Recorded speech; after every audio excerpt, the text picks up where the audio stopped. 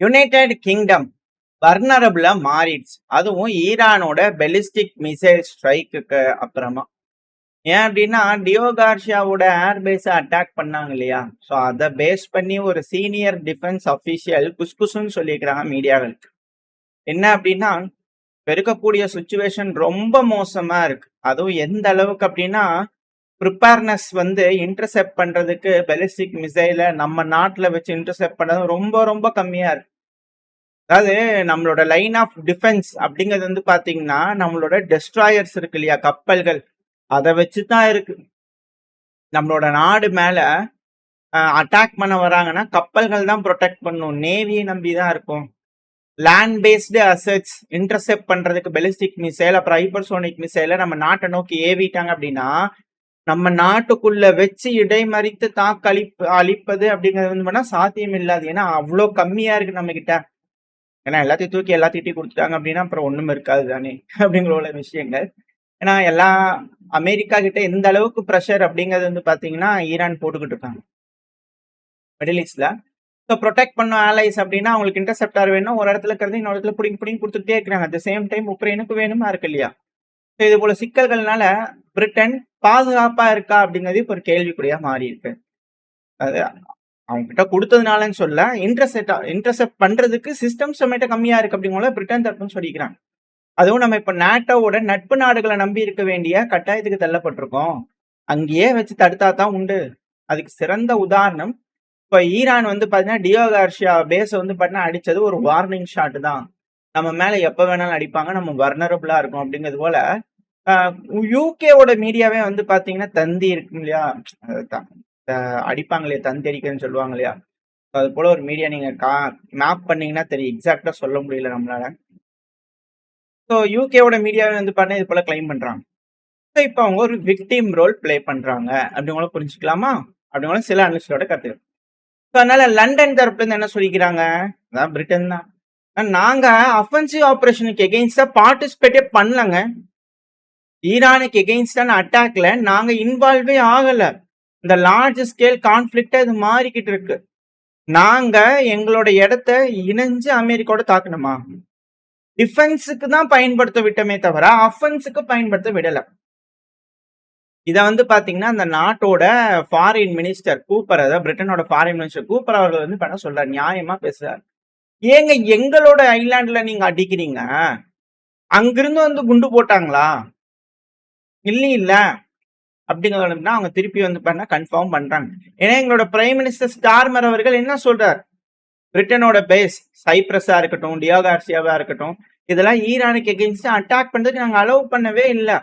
அதனால நீங்க எங்களை அட்டாக் பண்ண ட்ரை பண்ணீங்களே, அதுக்கு கண்டனம் தெரிவிக்கும், அருமையான கண்டனம். டியோ கார்சியா பேஸ் மேல நீங்க எப்படிங்க அட்டாக் பண்ணலாம் அப்படின்னா விக்டிம் ரோலை இப்ப யூகே பே பண்ணிட்டாங்களா? சரி, ஓகே. அதாவது நம்மளை அடிச்சிருவாங்க, நம்ம மேல தாக்கிடுவாங்க ஈரான், நம்மளுக்கு பயமா இருக்கு, ஒரு அச்சங்கள், யூகே வாசிகளோட ஒரு அச்சங்களை கிரியேட் பண்றாங்க. ரெண்டாவது சும்மா இருக்க நம்மள சொரிஞ்சு விட்டாங்கன்னு விக்டிம் ரோல். இப்போ மூணாவதா ஒண்ணு அஃபென்சிவ் ரோல் அப்படிங்கிறது போல எடுத்துக்கலாமா? அதனால அனலிஸ்ட்லாம் வந்து பாத்தீங்கன்னா என்ன நடக்குது அப்படிங்கறத பிரிச்சு பேசும்போது படம் எடுக்கிற மாதிரி கொஞ்சம் நகைச்சுவையா இருக்கே அப்படிங்கிற போல பலரோட கருத்துக்கள் இருக்கு. எதுக்கு இத்தனை வெள்ளையும் சொல்லையுமா, நேரா போய் அடிக்கிறோம் அப்படின்னு சொல்லிட்டு போய் அடிக்கலாம்ல அப்படிங்கிறதோட இருக்கு. பட் இருந்தாலும் எதுனாலும் வந்து பாத்தீங்கன்னா நியாயமா இருக்கணுமா இல்லையா? ஸோ அந்த நியாயத்தின்பால் நடந்துக்கிறாங்க பாருங்களேன் யூகே அப்படிங்கிற போல. ஏன்னா இப்ப பிரிட்டனோட நியூக்ளியர் சப்மரைன் டாமஹாக் மிசைலை ஏந்தி கொண்டு அரேபியன் சி பக்கத்துல பிரிட்டனோட சப்மரைன் HMS அன்சான் டாமஹாக் மிசைல் எல்லாத்தையும் எடுத்து பொசிஷன் பண்ணி வடக்கு அரேபியன் சி பகுதியிலே வந்திருக்கு அப்படிங்கிறத வந்து பண்ண செய்திகள் போறதுக்கு ரெடியா இருக்கு, எல்லாம் போயிடுச்சு வந்துருச்சு அப்படிங்கிறது போல செய்தி. இப்போ எஸ்கலேஷன், இப்போ யூகே வந்து பாத்தீங்கன்னா ப்ரொடெக்ட் பண்றதுக்கு சப்மரைனா அனுப்பிச்சுக்கிட்டாங்க. இப்போ இந்த க்ரூஸ் மிசைல்லாம் 1200 கிலோமீட்டர் இருக்கக்கூடிய பகுதிகளை போய் தாக்குதல் பண்ணும். அது போக நம்ம கிட்ட டார்பிடோஸ் இருக்கு, ஏதாவது கப்பல்கள் ஏதாவது வந்துன்னா டார்பிடோஸ் யூஸ் பண்ணி அடிக்கலாம் அப்படிங்கிறது போல. ஸோ 100க்கும் மேற்பட்ட க்ரூ வந்து பாத்தீங்கன்னா இதுல இருப்பாங்க. 3 மாசத்துக்கு மேல இந்த சப்மரைனால அங்க பார்ட்டிசிபேட் பண்ண முடியும் அப்படிங்கிற செய்திகள் வருது. இதெல்லாம் வச்சு பார்க்கும்போது என்ன பண்ணிக்கிறாங்கன்னா ஒரு நியாயமா ஒரு காரணத்தை சொல்லி கப்பலை சப்மரைனை கொண்டு வந்து நிப்பாட்டிக்கிறாங்க. எதுக்கு நிப்பாட்டிக்கிறாங்க? சைட் ஆஃப் ஹார்மோஸ்ல கப்பல்கள்லாம் இருந்ததுனாலே வெசல் வந்து அடிக்குது. நம்ம சப்மரீனை கொண்டு போய் நிப்பாட்டிட்டோம்னா அண்டர் வாட்டர்ல உட்காந்து நின்று அப்படியே பார்த்துக்கலாம் அப்படிங்கிறத வந்து பார்த்தீங்கன்னா யூகே தரப்பு வந்து ஒரு யோசனையில இங்க வந்துட்டாங்களா அப்படின்ற கேள்விகள் இருக்கு. ஈரான் கிட்ட சப்மர்ஜ்டு அட்டானமஸ் ட்ரோனும் இருக்கு அப்படிங்கிறத ஞாபகப்படுத்தணும். இவங்க கப்பலை வச்சிருந்தாலும் சரி, சப்மரீன் வச்சிருந்தாலும் சரி, அங்க இருக்கிற இடம் தாண்டி தான். அதுல விட்டு இப்படி திருப்பணும். ட்ரிஃப்ட் பண்ணாங்க அப்படின்னா அவங்க ட்ரிஃப்ட் அடிச்சிருவாங்க அப்படிங்கிற மாற்று கருத்து இல்லை. ஸோ பார்ப்போம். ஸோ யூகே வந்து பார்த்தீங்கன்னா சப்மரைன்ஸா அனுப்பிச்சிருக்கிறாங்களா, இதுல அமெரிக்காவுக்கு உதவியா, கப்பல்லாம் வந்து அடிச்சிருவாங்க தலைவரே, ஆனா சப்மரைன் அனுப்புறேன் அப்படிங்களா அனுப்பி விட்டுக்கிறாங்களா அப்படின்ற கேள்விகள் இருக்கு. சரி, ஓகே. இப்போ இந்த இடத்துல என்ன நடக்குது அப்படிங்கிற ஒரு கிளியரான பிக்சர் தெரியுது. ஸ்ட்ரைட் ஆஃப் ஹார்மோஸை அன்பிளாக் பண்ணக்கூடிய வேலைகள்ல இறங்கி இருக்கிறாங்களா மேற்கு அப்படிங்கிற கேள்வி. ஏன்னா அதுதான் ஸ்ட்ராட்டஜிக்கா வந்து இருக்கக்கூடிய ஒரு பாயிண்ட் ஈரானுக்கு இருக்கு நெகோசியேஷன் டேபிள்ல. இப்போ ஈரான் வந்து பாத்தீங்கன்னா என்ன சொல்லிக்கிறாங்க, மிரட்டல்கள் வந்துச்சுல ட்ரம்ப் அவர்கள்கிட்ட இருந்து ஸ்ட்ரைட் ஆஃப் ஹார்மோஸ்ல வந்து ரிலீஸ் பண்ண அடுத்த 48 மணி நேரத்துக்குள்ள. இதுல ஈரானோட பார்லிமெண்ட்ல கன்ஃபார்ம் வேற பண்ணிக்கிறாங்க, ஆமா டோல் வசூலிக்கிறோம் நாங்க ஸ்ட்ரைட் ஆஃப் ஹார்மோஸ்ல. ஆமா, அதாவது $2 மில்லியன் வரைக்கும் ஒரு வெசலுக்கு நாங்க வாங்கிட்டு இருக்கிறோம். முன்னாடியே நாங்க இது வாங்கிட்டோம்.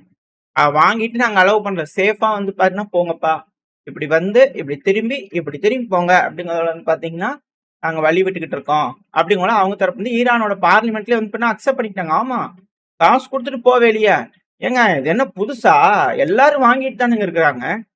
அந்தந்த பகுதியில கப்பல்கள் போக்குவரத்துனா காசு சுங்கம் வசூலிக்கிறாங்கல்ல, ஏன் நாங்க வசூலிக்க கூடாதா? வசூலிக்கலாம். இதுக்கப்புறம் வந்து பண்ணா அப்ராக்சிமேட்டா $2 பில்லியன் வரைக்கும் வாங்கிட்டு பர்மிஷன் கொடுக்கலாம் போக வர அப்படிங்கிற ஈரான் தரப்புன்னு சொல்றாங்க. இது எதுக்காக இப்படி சொல்றாங்க? ஈரான் எக்கனாமிக்கலி பின்னடைவை சந்திக்கிறாங்க. ஈரான் நார்மலா பேச்சுவார்த்தை போறாங்க அப்படின்னா டஃப்னஸ் இருக்கணும் இல்லையா? ஈரான் கிட்ட எதுவுமே இல்லாம நம்ம போய் எப்படி உட்கார முடியும்? என்கிட்ட காசு இருக்குப்பா, நான் வருமானம் சம்பாதிக்கிறேன், நான் ரன் பண்றேன், உனக்கு வேணும்னா திராணி வந்து ஓபன் பண்ணு அப்படிங்கிறதோட வந்து பாத்தீங்கன்னா ஒரு செக் எடுத்து வைக்கிறாங்க இல்லையா? ஸோ இப்போ அமெரிக்காக்கு அந்த இடத்துல செக்கா இருக்கு, அதை ஓபன் பண்ணு. இப்போ அவங்க வீக்கா இருக்காங்க. ஸ்ட்ரைட் ஆஃப் ஹார்மோஸ் ஓபன் பண்ணாதான் அவங்களுக்கு பவர் கிடைக்கும். அது வரைக்கும் ஈரானுக்கு வந்து பண்ண பவர் இருக்கு. இதான் அதுல இருக்கக்கூடிய பாயிண்ட். ஸோ இதுக்கு முன்னாடி ட்ரம்ப் அவர்கள் த்ரிட்டன் பண்ணாரு. இப்போ இது வந்து பாத்தீங்கன்னா 48 மணி நேரத்துல சுங்கம் வசூலிக்கிறோம் அப்படிங்கிற சொல்றாங்க. அதுவும் அப்பாஸ் அராச்சி அவர்கள் வந்து என்ன சொல்றாருன்னா, ஸ்ட்ரைட் ஆஃப் ஹார்மோஸ் வந்து பண்ணா க்ளோஸ் எல்லாம் ஆகல, அவங்க சொன்ன மாதிரி ஷிப் எல்லாம் வந்து பண்ணா ஹெசிடேட் பண்றாங்க வெளியே போறதுக்கு. ஏன்னா இன்சூரன்ஸ் காசு வந்து பண்ணா ரொம்ப ஜாஸ்தியா இருக்கு. ஸோ அதனால நாங்க ஒன்னும் அதை க்ளோஸ் எல்லாம் பண்ணல, அவங்க தான் போக மாட்டேறாங்க. இன்சூரர் கொடுத்தாதானே அவங்க போவாங்க. அது மட்டும் இல்லாம நாங்க என்ன செய்யறோம் அவங்க கிட்ட, நாங்க ரெஸ்பெக்ட் பண்றோம். ஃப்ரீடம் ஆஃப் நேவிகேஷனை ரெஸ்பெக்ட் பண்றோம். எப்படி ஃப்ரீடம் ஆஃப் ட்ரேட் இருக்கிற வரைக்கும் ஃப்ரீடம் ஆஃப் நேவிகேஷன் இருக்கும், அது இல்லைன்னா இது இல்லை அப்படிங்கிறதுல வந்து பாத்தீங்கன்னா இருதரப்புலயும் வந்து பாத்தீங்கன்னா மியூச்சுவலான நெகோசியேஷன் இருக்கணும். அது இருந்தா இது இருக்கும். Freedom of trade. நாங்க எங்களோட பொருட்களை வர்த்தகம் பண்ணிக்கிறதுக்கு எங்களுக்கு ஃப்ரீடம் வேணும். அப்ப நீங்க உங்க பொருள் எடுத்துட்டு போங்க, நாங்க பண்ணக்கூடாதுன்னா நீங்க எப்படி பண்ணலாம் அப்படிங்கிறது போலதான் அவங்க அப்பாஸ் அராச்சி அவர்கள் கேட்கிறாங்க. இந்த சுங்கம் வசூலிக்கிறது அப்படிங்கிறது போல விஷயங்கள் வந்ததுக்கு அப்புறமா யுஏயோட ஃபாரின் மினிஸ்டர்லாம் ஒரு அளவுக்கு மேல வந்து ஃப்ரஸ்ட்ரேட் ஆயிட்டாங்க. அதுவும் ஜயித் அவர்கள் வந்து பாத்தீங்கன்னா போஸ்ட்ல போட்டுக்கிறாரு, ஈரான் டெரரிஸ்ட்னு சொல்ல, பட் ஆனா ஒரு டெரரிஸ்ட் ரெஜிம் அப்படிங்கிற சொல்லும் போது அவர் ஈரானை தான் குறிப்பிட்டுறாரு அப்படிங்கிற புரிஞ்சுக்கலாம். ஸோ இதோட வெளிப்பாடு தெரியுது எப்படி என்ன ஏதுங்கிறது. அது மட்டும் இல்லாம சவுதி அரேபியால வந்து பாத்தீங்கன்னா அராம்கோ இருக்கு இல்லையா, ஸோ ஏஷியன் கஸ்டமர்ஸ்க்கு நாங்க டெலிவரி பண்றதை ஸ்டாப் பண்றோம் அப்படின்னு சொல்லிட்டாங்க. ஏன்னா அந்த ஸ்ட்ரைட் ஆஃப் ஹார்மோஸ் ஷிப்பிங் அப்படிங்கிறது ஈரானோட கட்டுப்பாட்டுக்குள்ள இருக்கிற வரைக்கும் இவங்க யாரும் வர்த்தகம் பண்றதுக்கு விருப்பம் இல்லை அப்படிங்கிறத இவங்க தரப்பு முடிவு எடுக்கிறாங்களான்றது. இது ஆட்டோமேட்டிக்கா ஈரானுக்கான ஒரு சப்போர்ட்டா தான் இது மாறும் அப்படிங்கிறத சிலரோட கருத்துக்கள். சவுதி அரேபியா பேசுறது, இந்த பேஸ் யூஸ் பண்ணிக்கிங்க, இது போல டிப்ளமேட்ஸ் வெளியே போங்க, அது போல இது போல செய்யறதுலாம் வந்து பாத்தீங்கன்னா ஒரு சைடு இருந்தாலும் அங்க வாங்குறதுக்கு அங்க ஒரு குத்துனாலும் இந்த அதுவும் குறிப்பா ஏசியன் நாடுகளுக்கு ஆயில் சப்ளை வந்து பாத்தீங்கன்னா ஸ்டாப் பண்றது அப்படிங்கிறது ஈரானுக்கு தான் பெனிஃபிட்டா இருக்கும். ஏன்னா ஆயில் விலை உயர்வு அப்படிங்கிறது வந்து பாத்தீங்கன்னா நடந்துகிட்டு தானே இருக்கு. இது எல்லாமே அமெரிக்காவுக்கும் ஒரு அழுத்தங்கள், ஈரானுக்கும் ஒரு அழுத்தங்கள், அங்கேயும் ஒரு குத்து இங்கேயும் ஒரு குத்து அப்படிங்கிறது போல புரிஞ்சுக்கலாம். ஸோ இது போல விஷயங்கள் அது பேக்ரவுண்ட்ல வந்து பாத்தீங்கன்னா கண்டிப்பா பேச்சுவார்த்தைகள் போயிட்டு இருக்கு. அதோட வெளிப்பாடு தான் வந்து பாத்தீங்கன்னா இந்த ஸ்காட் பெசன்ட் அவர்கள் வந்து பாத்தீங்கன்னா அனௌன்ஸ் பண்ணாரு இல்லையா, ஈரானோட ஆயிலுக்கு எகெயின்ஸ்டா போட்டிருக்கக்கூடிய சாங்ஷன்ஸை லிஃப்ட் பண்றோம் அப்படிங்கிறது போல. இது எல்லாமே பேக்ரவுண்ட்ல டாக்ஸ் நடந்திருக்கும். நடக்காம கிடையாது. ஏன்னா freedom of trade. Abbas Araghchi அவர்கள் கேட்கிறாரு. எங்களோட ட்ரேட நீங்க தடைப்படுத்தாத வரைக்கும் ஃப்ரீடம் ஆஃப் நேவிகேஷன் இருக்கும். நேவிகேஷனுக்கு மட்டும் ஃப்ரீடம், ட்ரேடுக்கு இல்ல அப்படின்னா அது எப்படி? 1 2ம் வேணும், இல்லைன்னா எதுவுமே இல்ல அப்படிங்கிறது போல அவர் தரப்பு போஸ்ட் போட்டுக்கிறது புரிஞ்சுக்க முடியும். ஸோ யுஎஸோட ட்ரெஷர் செக்ரட்டரி ஸ்காட் பெசன்ட் அவர்கள் என்ன சொல்றாருன்னா, அதாவது சாங்ஷன் வந்து பாத்தீங்கன்னா ரஷ்யாக்கு எகெயின்ஸ்டா தூக்குறதுனால $150 ஒரு பேரலுக்கு வந்து பாத்தீங்கன்னா இருக்கிறத நம்ம கம்மி பண்ண முடியுது. இதனால ரஷ்யாவுக்கு வந்து பாத்தீங்கன்னா $2 பில்லியன் ரெவென்யூ அவங்களுக்கு அடிஷனலா வரத்தான் செய்யும். அதெல்லாம் ஒன்றும் பிரச்சனை இல்லை. ஆனா விலை உயர்வை வந்து பாத்தீங்கன்னா கட்டுப்பாட்டுக்குள்ள வச்சிருக்கோம். அவங்களுக்கு இதனால லாபம் தான், அதெல்லாம் பிரச்சனை இல்லை. இதுக்கு ஏத்த மாதிரியான நாங்க எல்லா வழிகளும் வச்சிருக்கோம். அது மட்டும் இல்லாம ரெஸ்ட்ரிக்ஷன்ஸ், ஈரானோட ஆயிலுக்கு நாங்க ரெஸ்ட்ரிக்ஷன்ஸ் தூக்கி இருக்கோம் இல்லையா? நீங்க அதாவது அந்த பேட்டியில பார்த்தீங்கன்னா அவர் சொல்லிட்டு இருக்கிறாரு.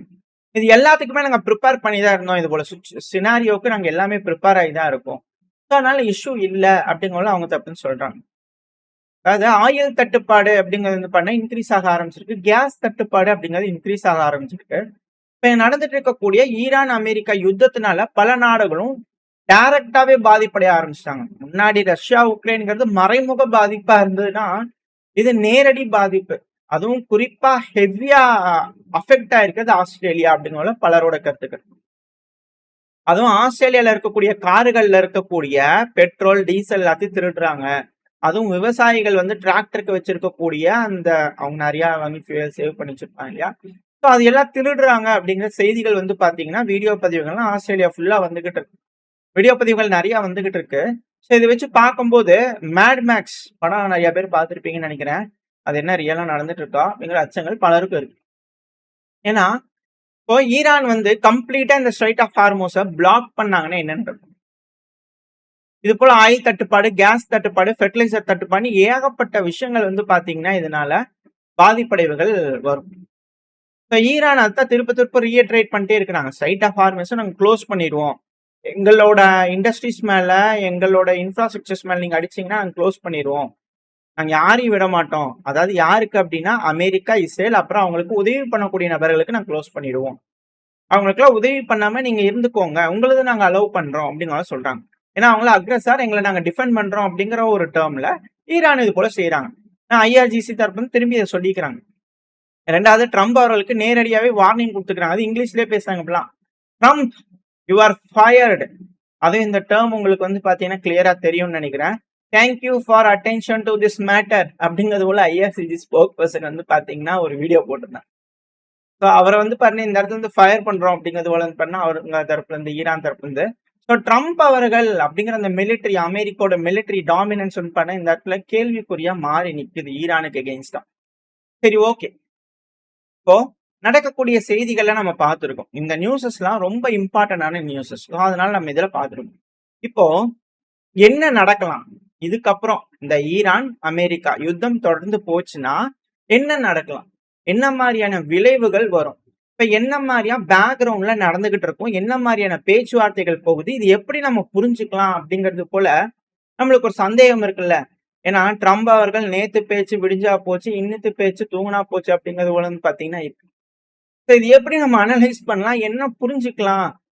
அட்டாக்ஸ் ஒரு சைடு நடக்குது, பிளாக்கேட் ஒரு பக்கம் இருக்கு, சில கப்பல் போகுது போல பலவிதமான கேள்விகள் நம்மளுக்குள்ள இருக்கு. ஆனா என்ன பேசுறாங்க, என்ன நடக்குது அப்படிங்கிற ஒரு கேள்விகள் இருக்கு. இதை நம்ம அடுத்த பயில நம்ம தெளிவா பார்க்க ஆரம்பிக்கலாம். பேக்ரவுண்ட்ல என்னெல்லாம் நடக்கலாம் அப்படிங்கிற இதுக்கான விஷயங்கள், அவுட்கம் எப்படி இருக்கும் அப்படிங்கிறதுக்கான விஷயங்களை நம்ம அடுத்த பயில பார்க்க ஆரம்பிக்கலாம்.